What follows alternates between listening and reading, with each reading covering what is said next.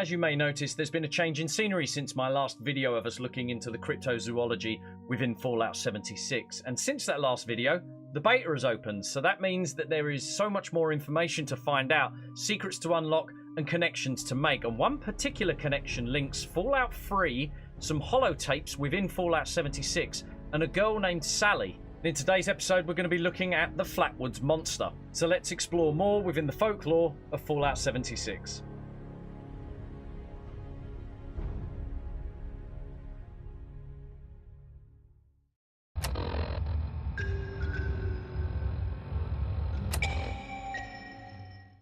Now, one of my all-time favourites within the cryptozoology world is that of the Flatwoods Monster, not for the story, but for how unique the creature looked. It all started in the 1950s in a town called Flatwoods.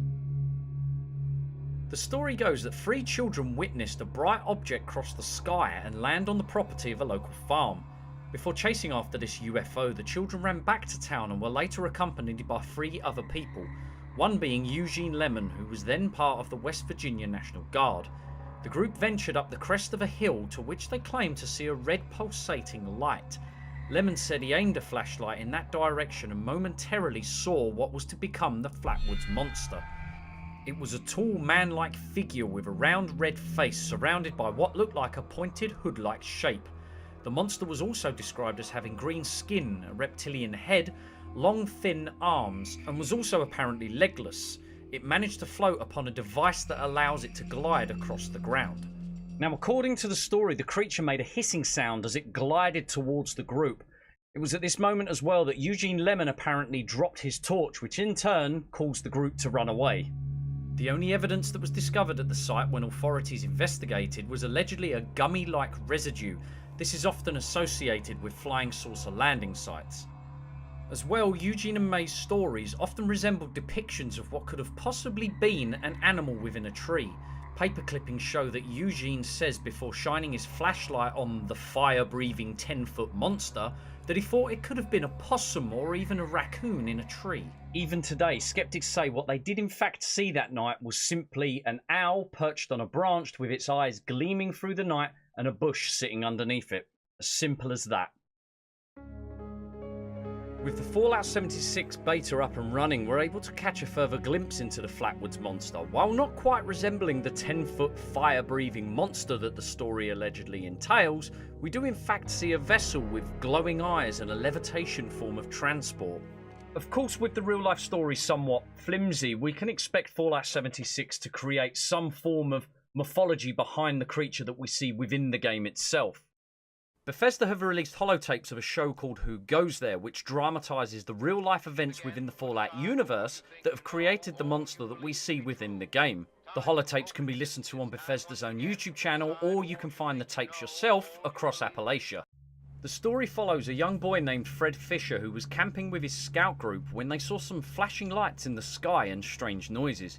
He's dared by his friends to investigate these noises, to which he says a bright light was shone down onto him.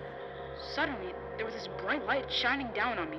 I was super scared and ran to the mine to hide, but everything felt strange. He escapes to an open mine entrance where he says he felt like he was levitating before everything went dark. One thing that stays the same within the episode of Who Goes There in the original story is Fred Fisher mentions he noticed the smell of rotten eggs within the mine entrance. This is something that the 3 children, Kathleen and Eugene, reported when they saw the monster themselves. However, the most intriguing part is Sally, the girl who seems very comfortable in the situation that she finds herself in with Fred. My name's Sally. What's yours? Fred, They said they'd bring him soon. there are other people here? Yeah, they probably just went to get more food. They'll be back soon enough. You can wait with me, and they'll give you food too. You just have to do what they want. What do you mean? Here's the thing, we've already met Sally. We met Sally in Fallout 3 on board the Mothership Zeta. She was abducted by the Zetans just after the Great War. However, in this holotape, it seems she's being tended to by the aliens that we know now as the fabled Flatwood Monsters. Is this simply a reference to Fallout 3, or are the Zetans in connection with the Flatwood Monsters? Another time we may have met Sally is within Fallout 4, as we come across an elderly woman at various bus stops across the Commonwealth who claims that her memory isn't the same, but she seems to remember you. Now, it's been only a few weeks since the beta is released across the PS4, Xbox One and PC, and already people are finding so many new stories and secrets and mysteries within Fallout 76 that although I've done a video on the Grafton Monster, I feel already that there's so much more information that I'm able to delve into, much like why I held off the Flatwoods Monster video like this one. So I hope you've enjoyed this look at the Flatwoods Monster within Fallout 76, and if you want to see another beast for me to cover, leave which one you'd like to see in the comment section down below. But I guess until next time, see you later, bye. Well, you made it to the end of the video. That must mean you like what you saw, right? If you did enjoy it, leave me a like and leave me a comment in the comment section down below. And if you haven't already, why not hit subscribe? If you do hit subscribe though, make sure you hit the notification bell, because that tells YouTube that you want to know every time I upload a video or whether I go live or something. Until then, see you later, bye.